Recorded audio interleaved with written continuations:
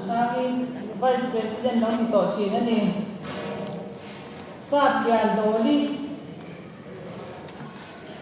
Assistant Secretary Long ito China ni Sila Rinmoy Assistant Secretary Long ito China ni Sila Rinmoy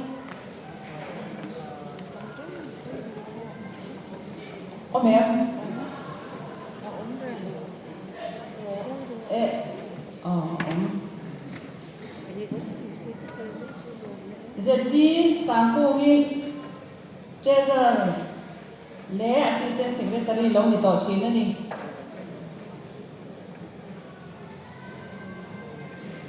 PC na rin hangi BW Treasurer Long ito China ni Sir Diani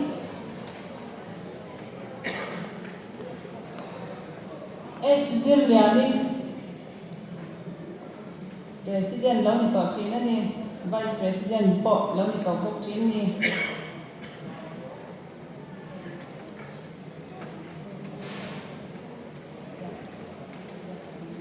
biak Chungdungi Unado biak Chungdungi Secretary le Assistant Secretary le President ani Ram Sani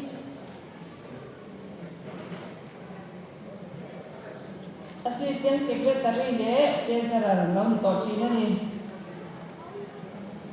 Vandan Pari Unado Vandan Pari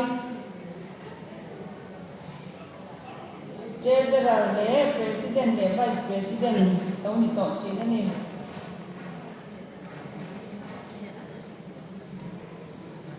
Hruaitute Unado Hruaitute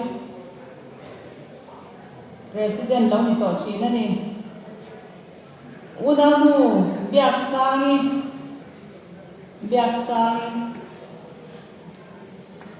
Vice President Long ni beto ani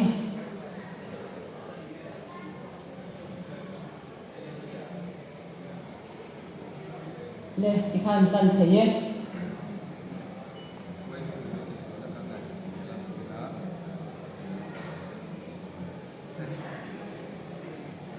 khi làm cho để đâu lên